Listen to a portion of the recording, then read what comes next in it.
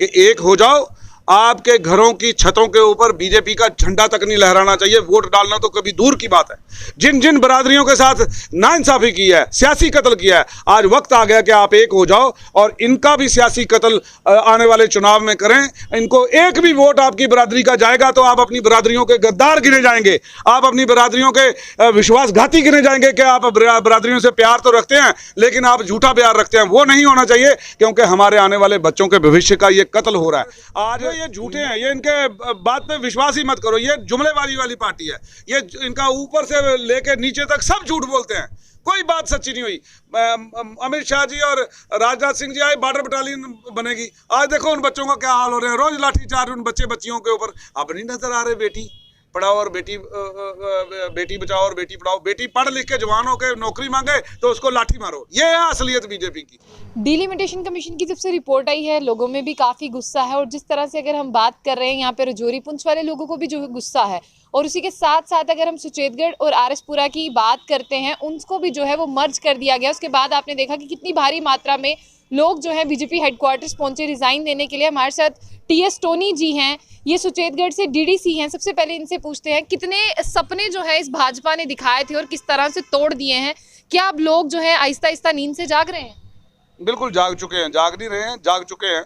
और ख़ासकर मैं समझूंगा कि मैं सबसे पहली बात बड़े विनम्र तरीके से मैं डीलिमिटेशन कमीशन को पूछना चाहता हूं कि आपकी ड्यूटीज़ हैं क्या? क्या आपको ये नहीं मालूम? आप जस्टिस थे, आपको तो ये अच्छी तरह मालूम है। आपने कानून हमसे ज़्यादा पढ़ा है और समझा होगा। आपको ये अच्छी तरह मालूम है कि डीलिमिटेशन कमीशन का मकसद ही एक होता है कि मिनॉरिटीज़ को भी वो स्पेस और वो जगह दी जाए ताकि वो अपनी आवाज़ सियासी गलियारों तक पहुंचा सके। लेकिन आपने उल्टा किया उसके बिल्कुल। आर्टिकल 15 की वायलेशन की डीलिमिटेशन कमीशन ने। कैसा कमीशन था, कैसे जस्टिस थे, कैसे मेंबर थे वो लोग? इन सब चीज़ों से ऐसे लगता है। देखें, सुचेतगढ़ जो कॉन्स्टिट्यूंसी थी उसका वजूद ख़त्म कर दिया और उसको उठा के आरएसपुरा से मर्ज कर दिया। और आरएसपुरा को जो 26 साल से पहले ही रिजर्व थी उसको दोबारा री रिजर्व कर दिया, कमर तोड़ दी। और जाटों ने, मैं जब माइनॉरिटीज़ की बात करता हूँ, मैं मेजॉरिटी के खिलाफ नहीं हूँ जो अपने भाइयों के साथ, लेकिन अपने जिन लोगों की आवाज़ सियासी दबाई जा रही है, उनका गला घोंटा जा रहा है, उनकी सियासी कत्ल किया जा रहा है, तो चुप भी नहीं बैठ सकता। I represent those communities, I represent Sikh community, I represent Jat community, I represent others also, I represent schedule caste, I represent Gujjar community. I represent every weaker section of the society. This is a lesson given to by my gurus, and this is the teaching that I follow. मैं आपको ये बताना चाहता हूँ कि आप ये देखें कि उनका फ़र्ज़ बनता था कि सिखों को भी एक सीट दी जाए। वो कहने लगे ये हमारा मैंडेट नहीं है। हमने कहा अच्छा, अगर मैंडेट नहीं है तो कम से कम इतना ध्यान रखना जस्टिस महोदय कि हमारे जो स्ट्रेंथ है ऑलरेडी, इसको ना कहीं काट देना, क्योंकि हमें अंदेशा था।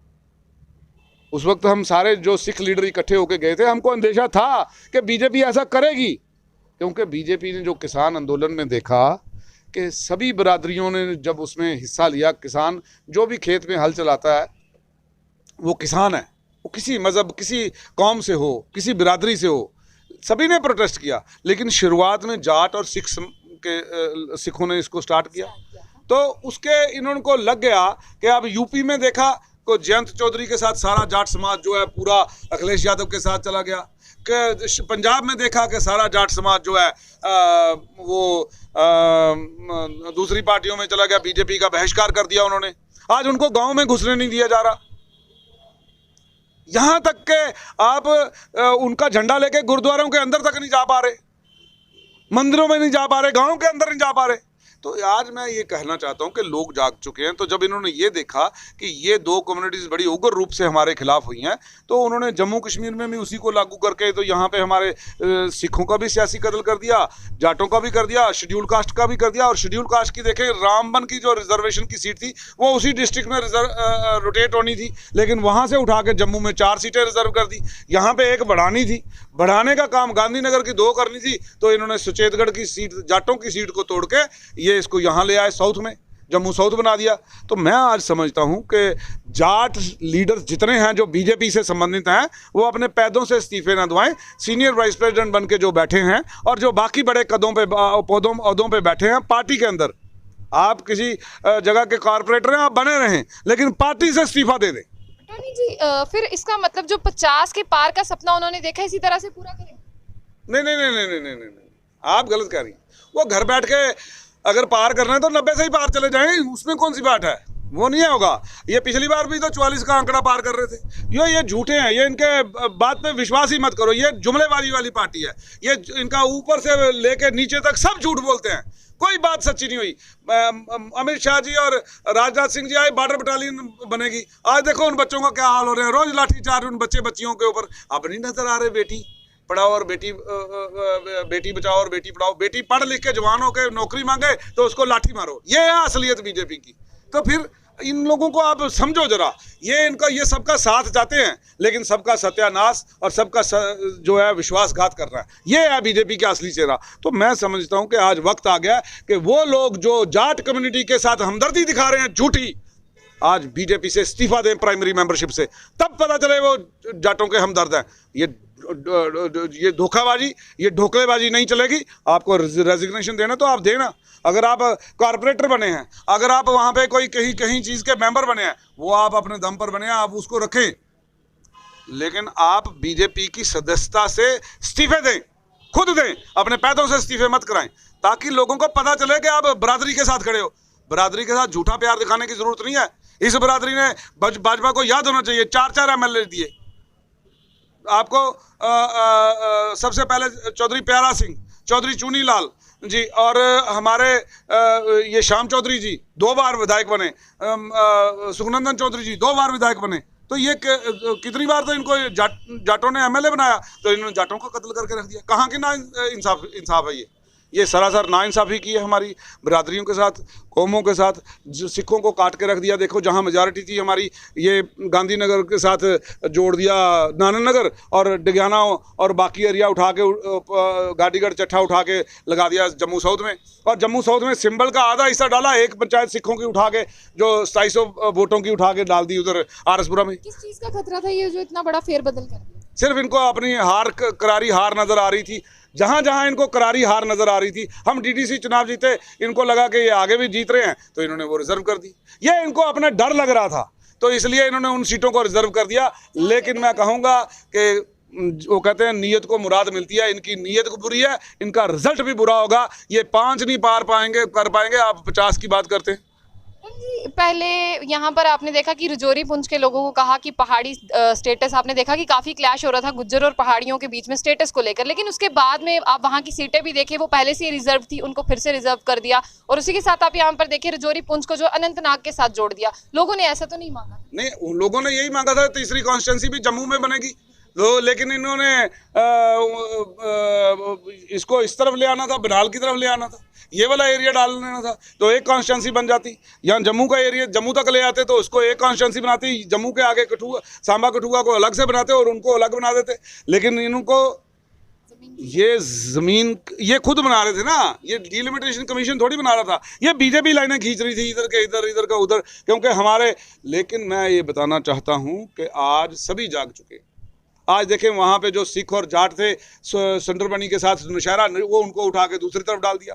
तो ये एक सोची समझी साजिश के तहत हो रहा है और इसके लिए बीजेपी को कभी माफ़ नहीं किया जाएगा। और मैं जम्मू कश्मीर के लोगों को कहना चाहता हूँ कि एक हो जाओ, आपके घरों की छतों के ऊपर बीजेपी का झंडा तक नहीं लहराना चाहिए, वोट डालना तो कभी दूर की बात है।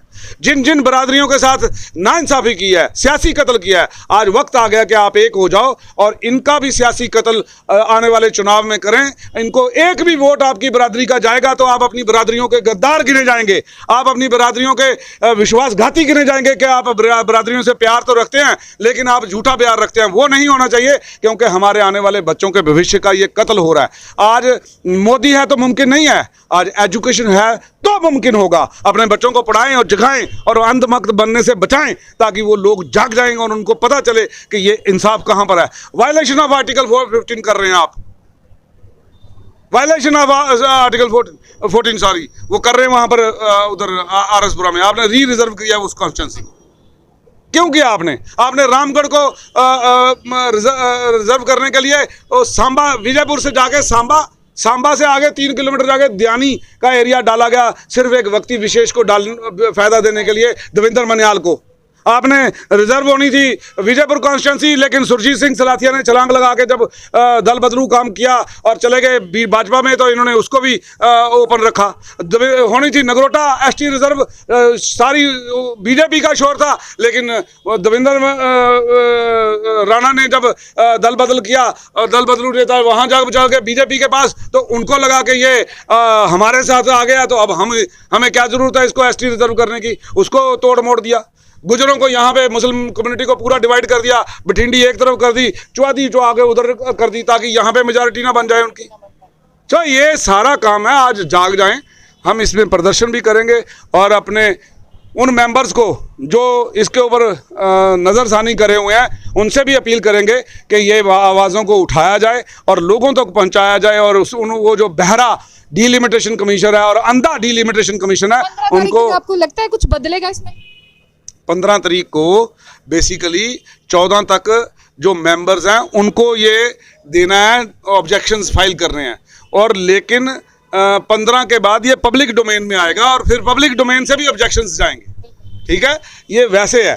तो ये 15 तारीख को पब्लिक में आ रहा है। 15 तारीख को हम 11 बजे आरएसपुरा में बड़ा प्रदर्शन करेंगे और इस डिलिमिटेशन की सारी कापियां जला देंगे जो हमारे आने वाले भविष्य को कत्ल कर रही है, हमारे जाट समाज का, हमारे सिख समाज का ये जो सियासी कत्ल हो रहा है। देखें, हमारी जो माइक्रोस्कोपिक माइनॉरिटीज़ हैं, ये इनका ध्यान रखना डिलिमिटेशन कमीशन का फ़र्ज़ बनता था। हमारी आवाज़ों को दबाया गया। हमारा कोई एडमिनिस्ट्रेटिव लेवल पे कोई इतना अफसर में लोग नहीं है कि हम कहीं जा सकें। हम तो कहीं जाने लायक नहीं रहे।